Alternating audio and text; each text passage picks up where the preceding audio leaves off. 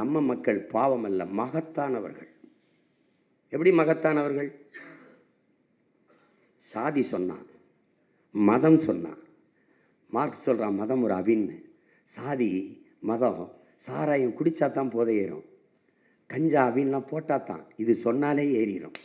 இவ்வளோ பெரிய போதை தெருவங்குன்னு சொல்கிறான்.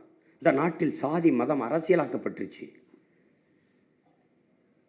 சாராயம், சாப்பாடு, பணம் எல்லாவற்றையும் தாண்டி தன்மானமிக்க தமிழ் மக்கள் வாக்குக்கு 1 ரூபா கொடுக்காத எளிய பிள்ளைகளை தேடி வாக்கு செலுத்தி 3வது ஒரு கட்சியாக்கி அங்கீகாரம் பெற்ற முழுமையான இசைவு பெற்ற ஒரு கட்சியாக மாற்றி நிலையான ஒரு சின்னத்தை, எந்த சின்னத்தை பறித்தானோ அதே சின்னத்தை திருப்பி பெறுகிற அளவிற்கு உயர்த்தி வைத்திருக்காங்கன்னா நம் மக்கள் மகத்தானவர்கள், மாண்பு மிக்கவர்கள்.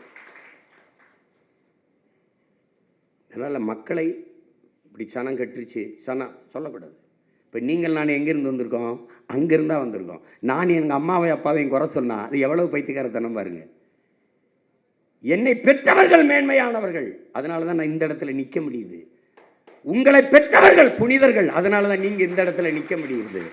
அதனால் அவர்களை குறை சொல்ல முடியாது. பிழை இருக்கலாம், தவறு யாரோடதாகவும் இருக்கலாம், ஆனால் திருத்துபவர்கள் நீங்களாக இருங்கள். உங்களை வெறுப்பவர் யாராகவும் இருக்கலாம், நேசிப்பவர் நீங்களாக இருங்கள். இதான் இங்கே